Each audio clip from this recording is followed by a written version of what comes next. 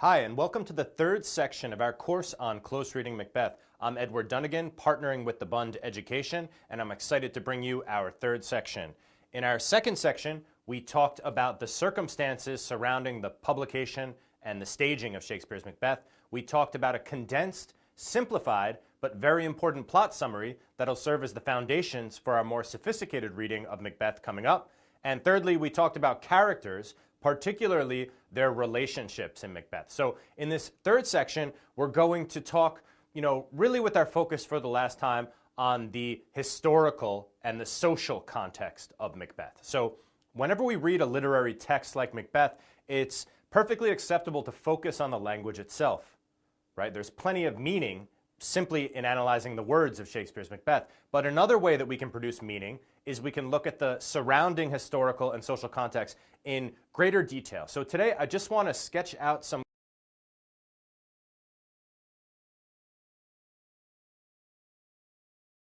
characters behave and operate, and themes are developed in the play.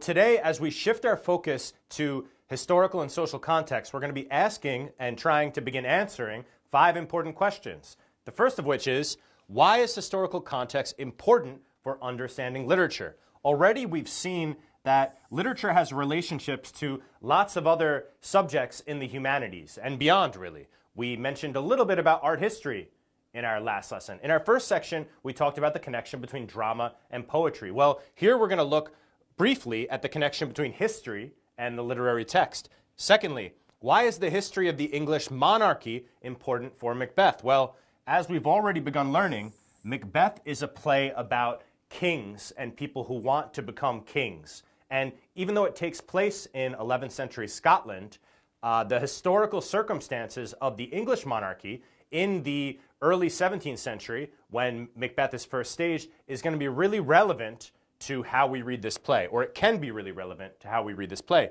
Thirdly, why are social conventions important for understanding literature? And when I talk about social conventions, I'm talking about the standards by which human beings act in society. And sometimes we don't think about these standards, but you and I, we behave according to these standards as well. And we're going to talk a little bit about how we can trace some of these social conventions and really what they say about who holds power and why that's important in Macbeth. Fourthly, we're going to ask ourselves, what is the role of women in the Elizabethan age? Okay, this is important because one way that we can read Lady Macbeth and even the witches productively in Shakespeare's Macbeth is by examining how they behave and comparing it to the historical and social behavior of women during the Elizabethan age and the very early age of King James's reign. And finally, how did people view witchcraft during Shakespeare's time? So witchcraft, right, or magic, the kind of supernatural influence of supposed witches on reality is a very important element in Shakespeare's Macbeth. We're going to see that it's an important element of society during Shakespeare's lifetime and was an important belief of King James, the reigning monarch, when Macbeth is first staged. So let's go ahead and let's get started answering these questions. So, historical context. Something we want to recognize is that literature reflects, records, and influences history. So students of literature should consider historical context when they're looking at any literary work, and Macbeth is no exception. The history of the English monarchy is especially important for understanding Macbeth. So King James was King of Scotland before he was King of England. And as we're going to see, King James was basically invited to become King of England. And that's kind of a rare event in history. More often, as we'll see, kings are likely to kill each other or wage wars in order to ascend to the throne. So for King James to be peacefully invited says something interesting that's going to be relevant to our reading of Macbeth.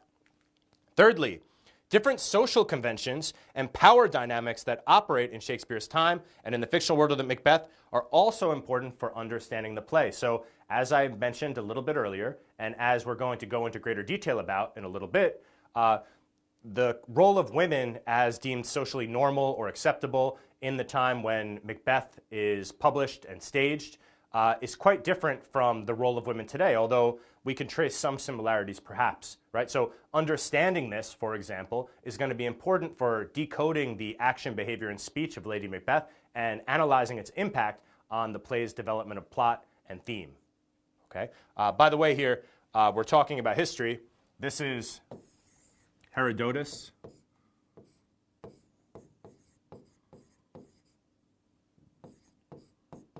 He is the father of history in the Western conception of history. He's a Greek historian.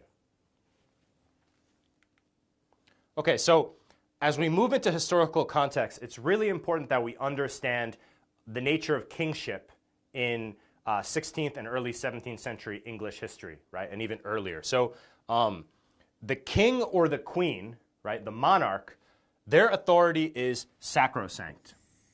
And sacrosanct means unquestionable. To publicly and openly question the authority of the king or the queen would have been seen as unacceptable during this time.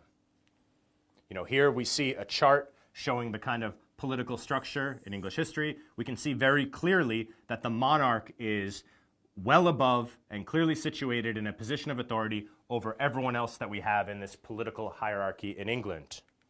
Secondly, there's something called the divine right of kings.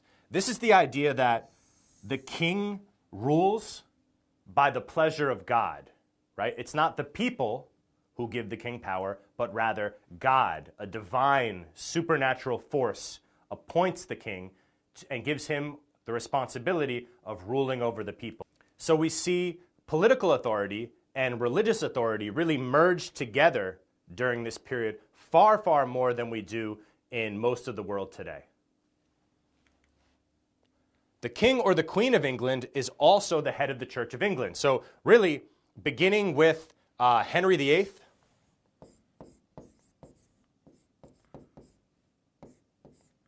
this is Henry VIII.